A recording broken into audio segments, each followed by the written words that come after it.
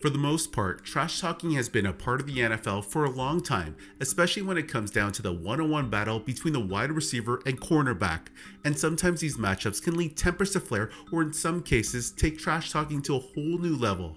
We've seen it time and time again in the past, from the Odell Beckham Jr. Josh Norman fight to the Jalen Ramsey and AJ Green scuffle. These head-to-head matchups are what entertain viewers. So in 2005, when the Carolina Panthers hosted the Minnesota Vikings, two of the game's biggest trash talkers were about to collide that left one individual having the biggest game of his career and the other kind of forcing him into early retirement shortly after. These two players would be none other than wide receiver Steve Smith Sr. and cornerback Fred Smoot. So before we jump in, there's a bit of a backstory that led tempers and egos to boil over on the field after the game, and even years later these two would throw barbs at one another. Heading into this game, only a few weeks earlier on October 6th, a large group of Vikings players led by Fred Smoot that would also include key players like quarterback Dante Culpepper, Pat Williams, Travis Taylor, Bryant McKinney, and Nate Burleson got involved in a boat party scandal now dubbed the Love Boat Scandal. And what they did was rent two houseboats in Lake Minnetonka and began performing sexual acts in front of crew members. Now it's alleged that not every player was participating in these acts, but a good handful. To top it off, there was also an estimated 100 females present on these boats, but these weren't your everyday girls, they were strippers. Flown in from Atlanta and Florida for the boat party to, I guess, kind of assist in the performance. And obviously when the media got wind of the story, it was everywhere. Allegedly, photographs were taken at the party showing people engaging in the salacious acts, and in the end, 4 of the players were charged with misdemeanors related to the events. Now, this whole incident could have gone unnoticed except for the fact that when a group of guys get drunk, a lot of dumb things tend to happen. So around 9:20 that evening, a woman had called police to report that approximately 7 men had urinated in her yard after exiting a big shuttle bus limousine. On top of that, it's been reported that several witnesses had seen some of the acts committed during the party, acts that would include the following. This party got so out of hand that when the cleaning crew came to tidy up, they would find used condoms, KY jelly, handy wipes, and wrappers for sex toys.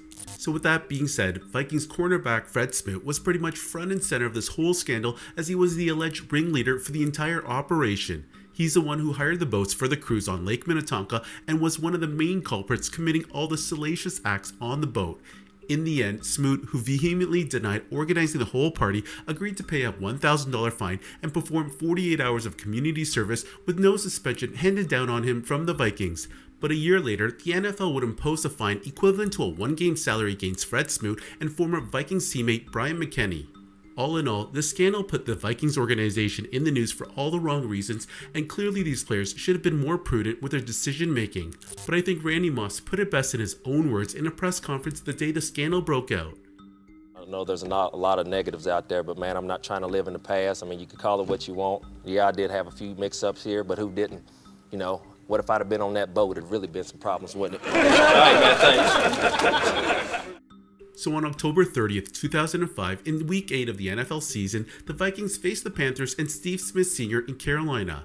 Now, Steve at the time was arguably the best trash talker in the league. Standing 5'9", the undersized receiver had to battle through much adversity to prove he belonged in the league, so he kind of played with a huge chip on his shoulder. He was beloved by journalists and reporters, mainly for his amazing sound bites he'd give post-game and obviously on the field.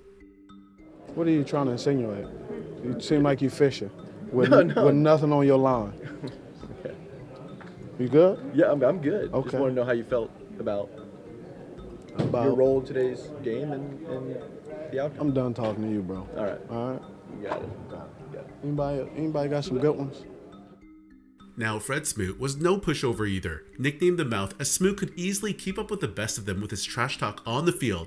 He was once even quoted saying, "2/3 of the earth is covered by water, the rest is covered by Smoot." So you can clearly see this was going to be an interesting one-on-one matchup that would involve a lot of trash talking and physicality on the field.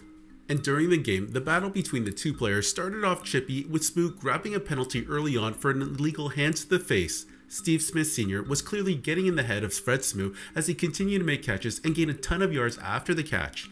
The Panthers receiver would go on to having the best game of his career after catching 11 balls for 201 yards and a touchdown off of 11 targets. And clearly, Fred Smoot literally took an L in this head-to-head. He was beaten many times and couldn't keep up with Steve on his routes, and the play of the game would come right before halftime when Panthers QB Jake Delhomme connected with Steve for a 69-yard bomb that left Smoot picking turf off his helmet. and the receiver celebrated the huge play with a rowboat celebration, trolling Fred, who he had just torched. After the game, the receiver gave probably one of the most savage quotes of all time with journalists, as he would go on to say, "Whatchamacallit was talking to me in the pregame. When somebody's banging on your door, I'm not going to hide in the corner. I'm going to open it." And Fred Smoot probably shouldn't have poked the bear, as this clearly resulted in Steve going off that day. On top of that, the Carolina Panthers would also go on to win the game by a score of 38-13. While initially starting his career in Washington in 2001 as a second-round draft pick, Fred was clearly a decent prospect coming out of college. He played 4 seasons there and formed an impressive duo with Champ Bailey, collecting 16 interceptions. Basically, the dude was a solid corner but did have some questionable off-the-field problems, which was one of the main reasons he slid to the second round of the draft. But after his rookie contract, the DB would sign with the Vikings as a free agent as he inked a 4-year, $34 million contract in 2005. With that being said, after the humiliation he suffered against Steve Smith Sr., he wasn't quite the same after. Eventually, the Vikings would cut him 2 years into his contract, leaving him to join the Redskins again to finish out his NFL career. While still only 27 years of age, the corner was clearly a shell of himself as his production would drop significantly and he was no longer the #1 corner on the depth chart, and at the age of only 29, Fred Smoot would be released by Washington. Years later, after his retirement from the NFL, Steve Smith Sr. was on ESPN's Mike and Mike show, where he would go on to discuss his one-on-one battle with Fred Smoot, stating, "A guy that I take pride in, I destroyed his career, is Fred Smoot. He was never the same after. After coming into the Bank of America Stadium, things just went downhill for him from there." And obviously, this led Fred to clap back on the fan in DC, saying, "I think he's a bully. Actually, I think he's a weak bully at that, and I'll be honest with that. I don't care about saying that. Steve's incognito to me. I call him Steve Pinocchio Smith, because he's a liar. He went on national TV and lied. He's a liar. I can say this about Steve Smith, and I can say this, my worst day in the NFL, he had a part in. He's the guy that beat me, but I don't say he beat me. Jake Delhomme threw great passes all day long, and he beat me. I had Ted Cottrell as a defensive coordinator, call cover 3 all day, and got me beat. So it's fine. I don't make excuses. He beat me, but no, you didn't ruin my career. And yes, I'm happy and I'm still smiling, and I'm good, and I'm fine, Steve Smith, so don't worry about it. Steve Incognito, you're so soft." Put it like this, if I'm in a dark alley and I'm gonna fight a couple guys, I don't want Steve Smith with me. He's nothing but a talker. He's soft. Come to Mississippi with that. That's what you do. You come to Mississippi and we'll teach you a couple lessons out there. We'll show you how to be tough. He's not tough. He wants to fight everybody in front of everybody when he knows everybody's gonna break up the fight.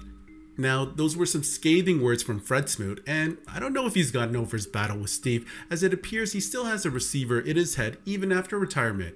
Anyway, sometime in the early 2010s, Fred began an exchange of words on Reddit with user PhilW5289.